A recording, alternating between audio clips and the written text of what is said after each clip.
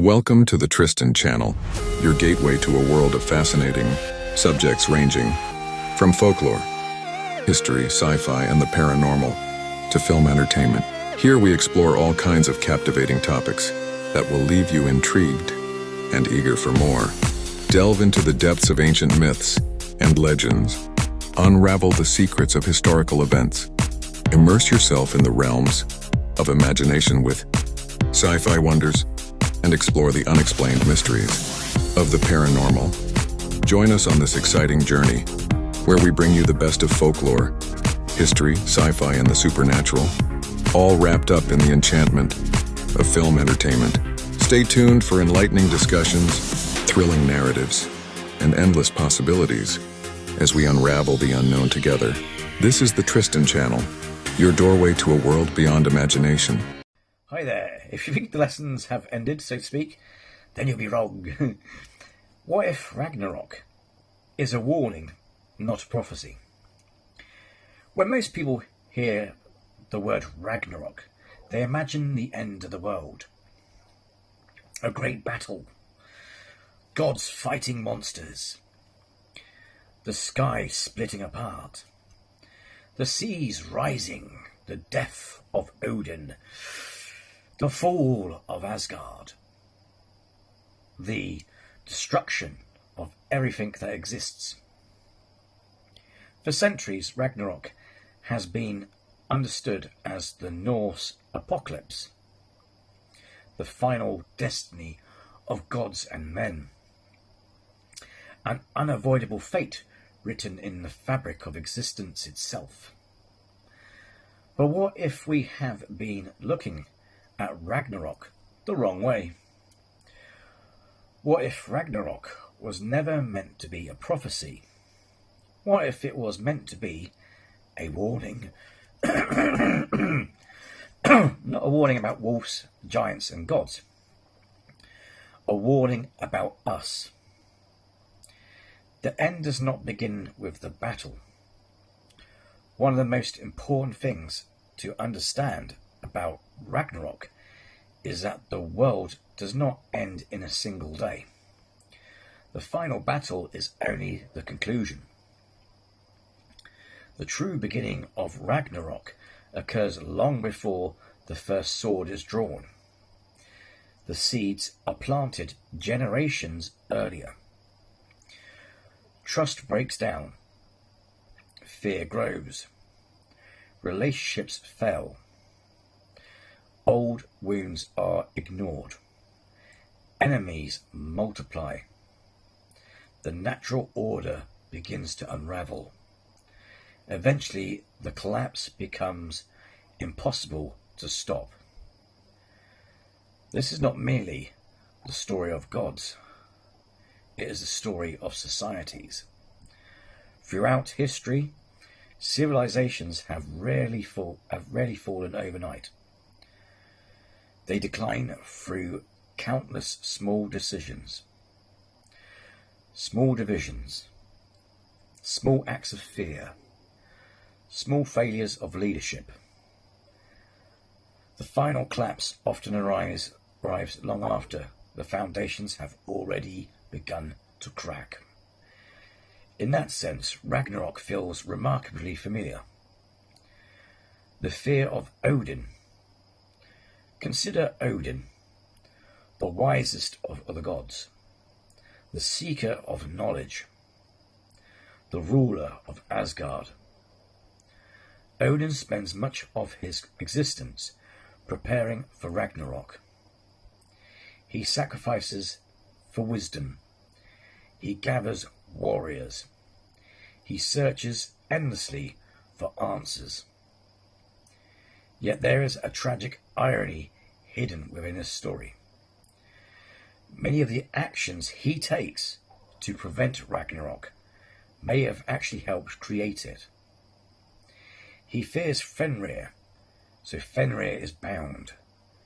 He fears the future, so he attempts to control it. He sees a danger, so he responds with suspicion. Again and again, fear drives the decision-making process.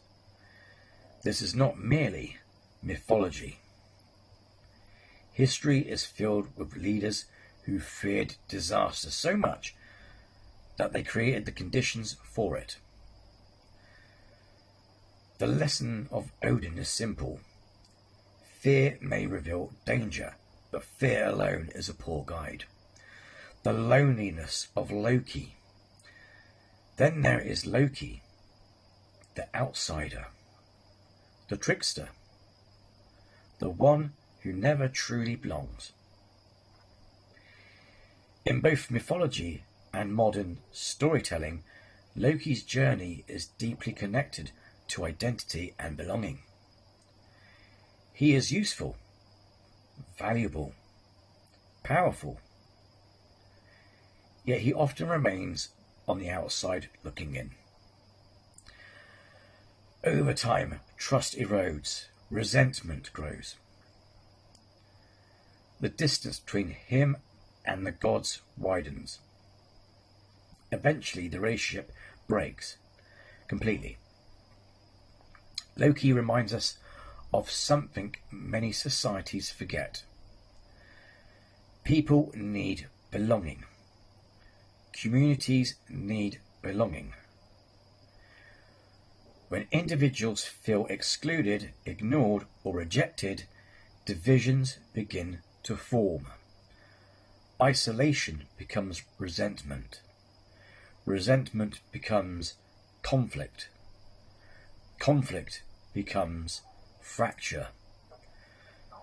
The lesson of Loki is that societies cannot remain strong when people feel they have no place within them. The tragedy of Fenrir. Perhaps no figure illustrates the dangers of fear more clearly than Fenrir.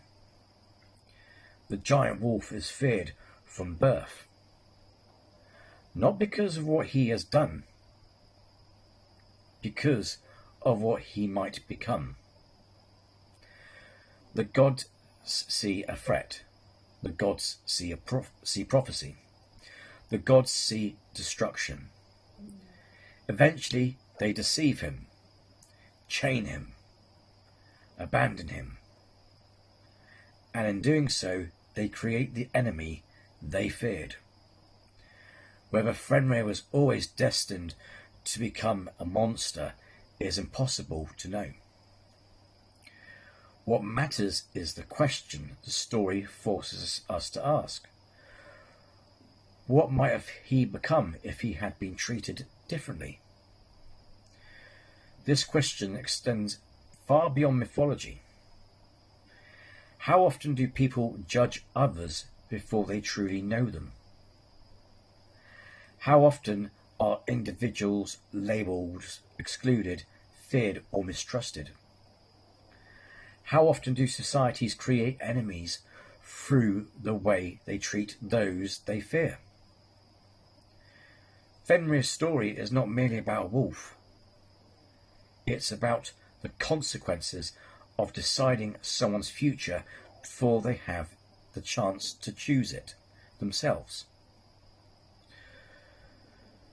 The world before Ragnarök. Before the final battle comes, Fimbulwinter, the Great Winter, the collapse of balance, the destruction of the natural order, the world itself begins to suffer. The seasons fail. Hardship spreads. Chaos grows. The old stories were not written about climate change, yet it's difficult for modern readers not to notice the parallel.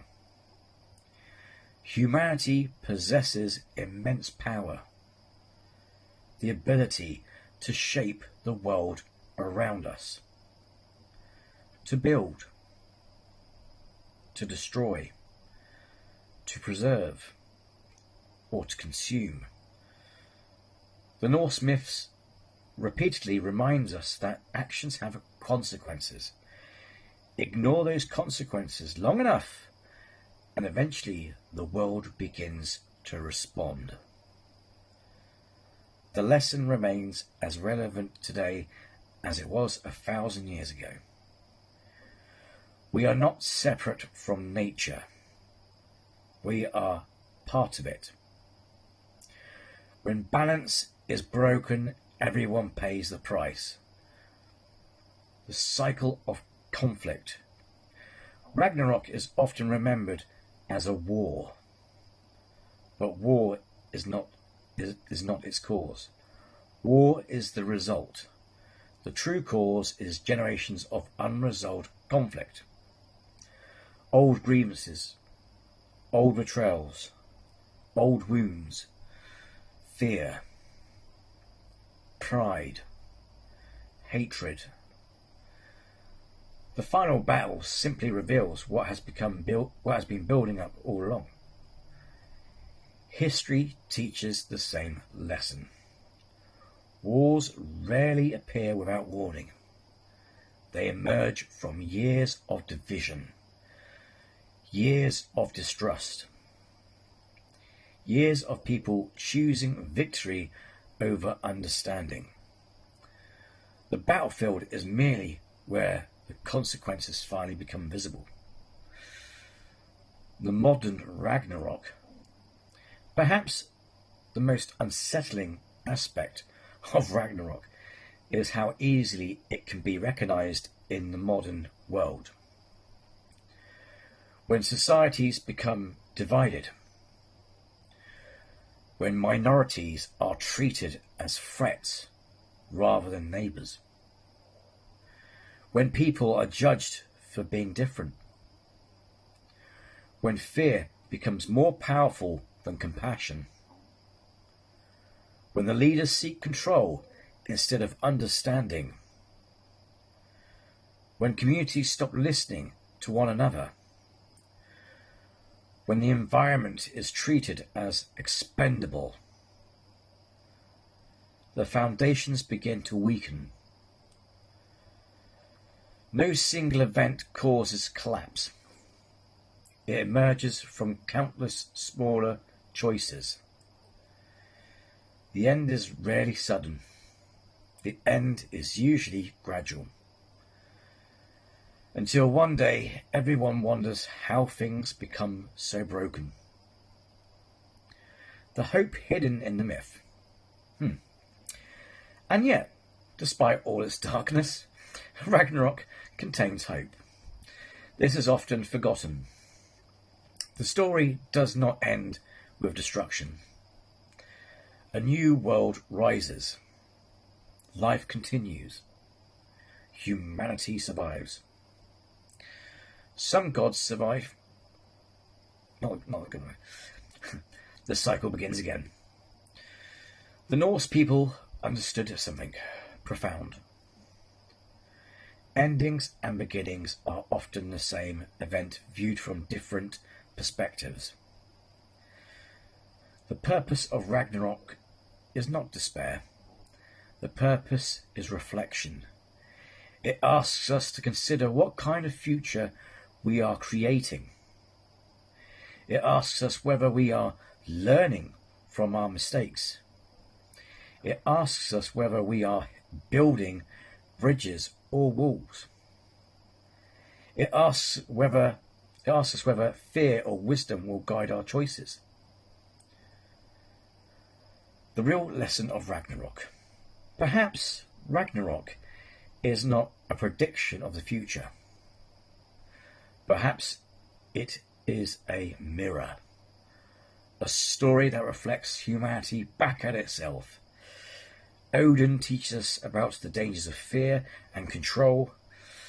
Loki teaches us about belonging and identity.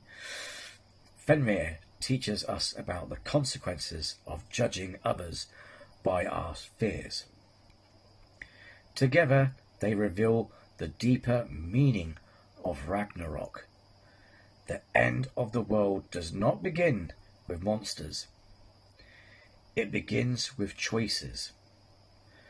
The way we treat one another, the way we treat those who are different, the way we treat the natural world, the way we respond to fear.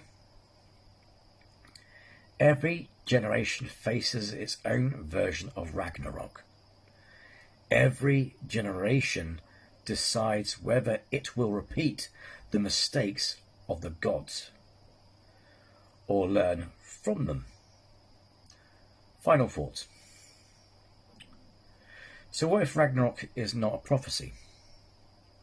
What if it is a warning? A warning that societies collapse when fear replaces compassion, when division replaces unity, when power replaces wisdom, when we stop seeing one another as human beings. The Norse myths may be ancient, but the questions they ask remain timeless. Will we create enemies there where there could have been allies? Will we allow fear to shape our future? Will we ignore the consequences of our actions until it's too late? Or will we choose another path? Perhaps that's the true purpose of Ragnarök. Not to tell us how the world ends, but to remind us that the future is shaped by the choices we make today, and that, unlike the gods, we still have time to choose wisely. And so, as always, if you like these videos, then hit the like, and if you're new to the channel, then please do subscribe, because it would be great to have you with us. Also, just so it's easy for you to find, I've put the links to the other videos to the series in the description below. And with that, thank you for watching, take care of yourselves, and be well.